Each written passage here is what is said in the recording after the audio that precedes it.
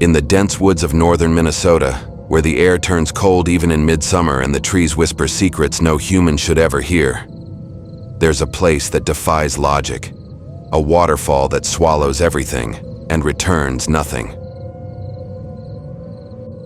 Locals call it the Devil's Kettle. From a distance, it looks like a natural marvel. Half the river crashes downward in a thunderous fall, while the other half, it slips into a gaping hole carved into solid rock and vanishes. Forever. No trace, no splash, no exit. Scientists have tried.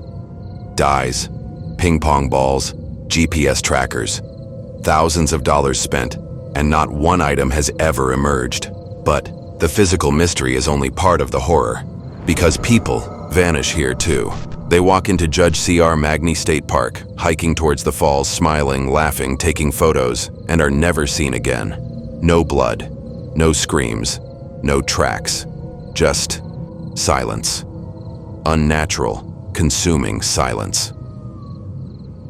The locals say the falls are cursed, that the hole in the earth isn't just geological, it's spiritual. Some say it's a gateway, others say it's a mouth. A hungry, patient mouth that feeds on the curious. Over the decades, several hikers have disappeared, alone or in groups. The patterns are always the same. They step off the main path, drawn toward the churning sound of the water. Their friends turn around for a moment, a photo, a breath, a distraction, and when they look back, gone. In one chilling case, a woman reported hearing her brother call her name from inside the hole. His voice was echoing, wet, wrong, but undeniably his. She ran closer, only to hear him say one final thing. Don't come down here. No body. No evidence, just that voice. Park rangers have issued warnings, closed trails, even tried fencing the area off, but people keep coming, because something about the Devil's Kettle calls to them, like a whisper inside the skull. A sound you don't hear, but feel. Last year, in the dead of October, just before snowfall blanketed the woods, a drone pilot decided to solve the mystery once and for all. He launched his drone over the mouth of the kettle, carefully descending into the swirling void. His live stream drew thousands. People watched, breathless, as the drone lights pierced deeper than ever before. For a moment, it looked like progress. And then, static. The screen went dark. The drone never came back. But the worst part? Just before the feed died, several viewers swore they saw a face behind the falling water. Pale, watching, smiling. Some believe it was a trick of the light. Others insist it was the last warning. A sign that whatever lives beneath the Devil's Kettle is watching us, waiting. Because sometimes nature isn't just mysterious, sometimes it's hungry. Next time you hear the roar of water, listen closely. It might be calling your name.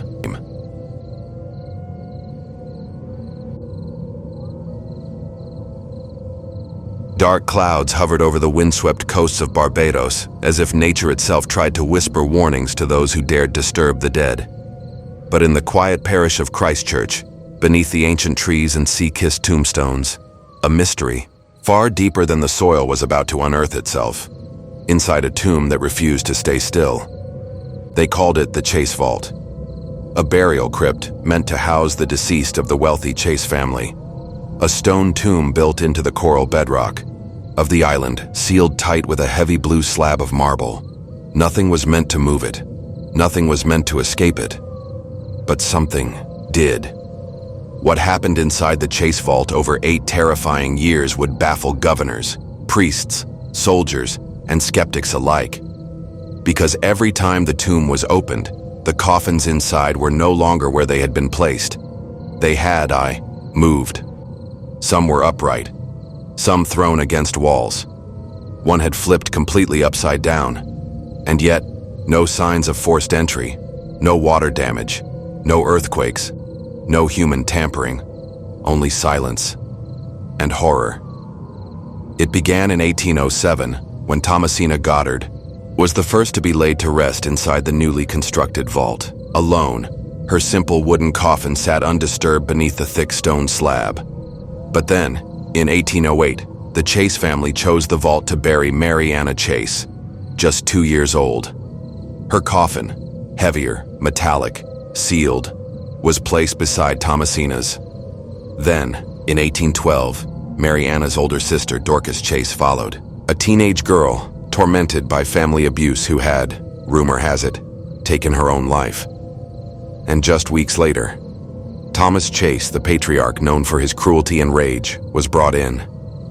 As they lifted the marble slab and descended with his massive lead coffin, a silence fell. The other coffins had moved. Dorcas's coffin was upside down, leaning awkwardly against a corner. Mary Anna's was shoved violently against the wall, but Thomasina's wooden coffin remained untouched. Panic spread among the burial team. Some whispered of earthquakes, but none had been reported. No signs of tremors. And the slab itself? Undisturbed. Still, they reset the coffins, placed Thomas's enormous casket at the center, and sealed the tomb once more. But the vault wouldn't rest. In 1816, the vault was reopened again for another Chase family funeral. This time, the inside was chaos.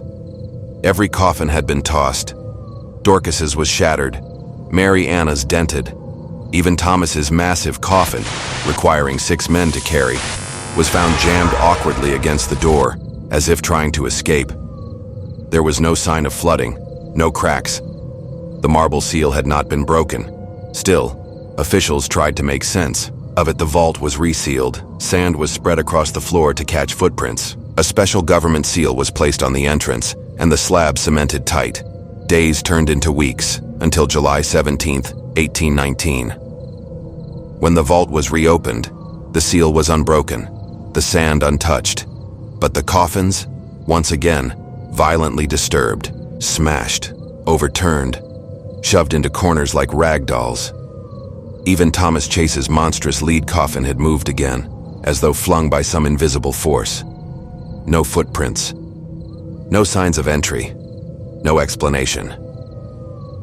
Witnesses included respected officials, masons, and the governor himself, Lord Combermere, who reportedly turned pale at the sight.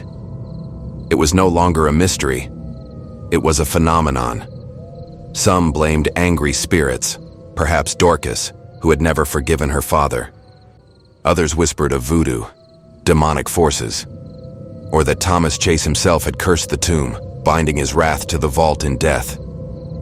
But the most terrifying part? Nothing ever tried to get in. Something inside was trying to get out. By 1820, the Chase vault had gained a terrifying reputation. The family, now terrified to use it, ordered all coffins removed and buried elsewhere. The crypt, once a grand resting place, was abandoned, but the vault still stands today, empty, cold, sealed shut, and no one dares open it again, because whatever force dwelled in that tomb was never explained and never stopped. Even today, some say if you walk by the Chase vault at night, you'll hear metal scraping against stone, like something heavy being dragged.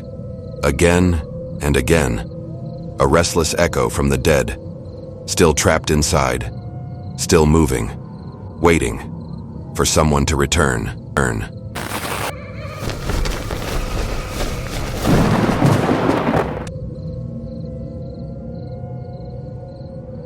There is a place hidden deep within the dark forests of Minnesota. A place the locals whisper about, but never visit after dusk. A place where a raging river splits in two, and one half simply vanishes. They call it the Devil's Kettle. Imagine standing at the edge of a roaring waterfall, watching gallons of water cascade into a gaping hole in solid rock, only to disappear completely. No splash, no sound, no trace. Scientists have dropped dyes, GPS trackers, even ping pong balls, and nothing has ever returned. Where does the water go? No one knows. But what did resurface were stories. Stories of people who got too close to the kettle and were never seen again. This is not just a mystery. It's a living nightmare carved into the earth itself.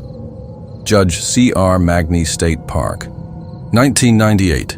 Jason Holloway, a geology student from the University of Minnesota, had always been obsessed with unsolved natural phenomena. The Devil's Kettle was his white whale, a scientific mystery begging to be solved. With permission from park officials, he ventured out one crisp October morning with a waterproof camera drone, several tracking devices, and an old journal he found from a man named Warren Ellis, dated 1951. Warren's last entry read, "I've seen it. The thing beneath the kettle. It watched me. I ran. Don't go near it. Don't follow the water. It never ends." Jason thought it was nonsense, just some paranoid wilderness rambling, but he took the journal anyway. The hike to the kettle was grueling. The woods were unusually silent.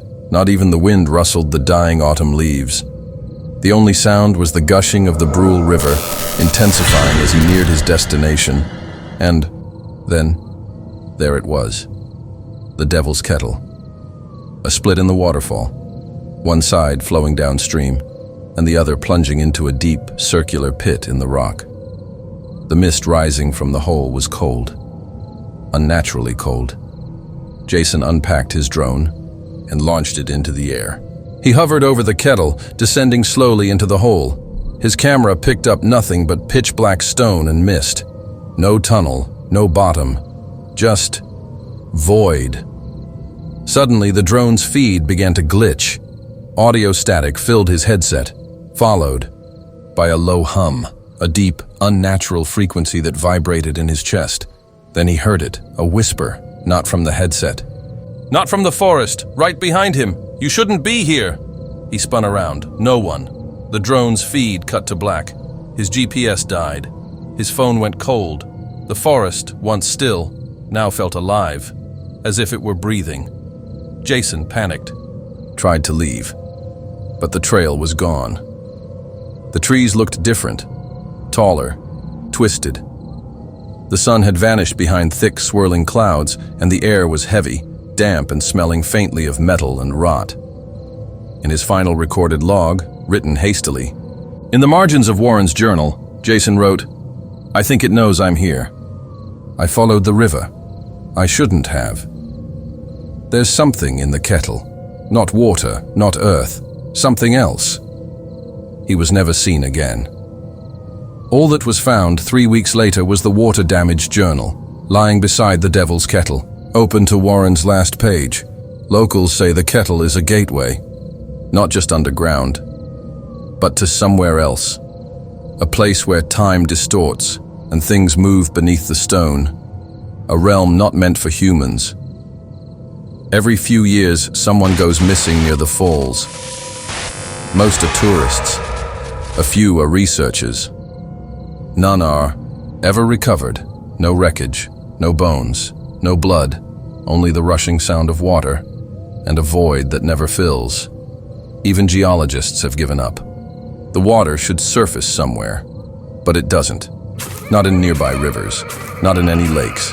It's as if it's erased from existence, and still, the Devil's Kettle keeps flowing, unbothered, untouched, hungry.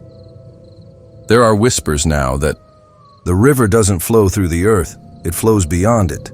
If you ever find yourself in northern Minnesota, and you hear the thunder of the Brule River, and your curiosity pulls you toward the sound, turn around, don't follow the mist, don't stare into the kettle, and never, under any circumstance, try to find out where the water goes.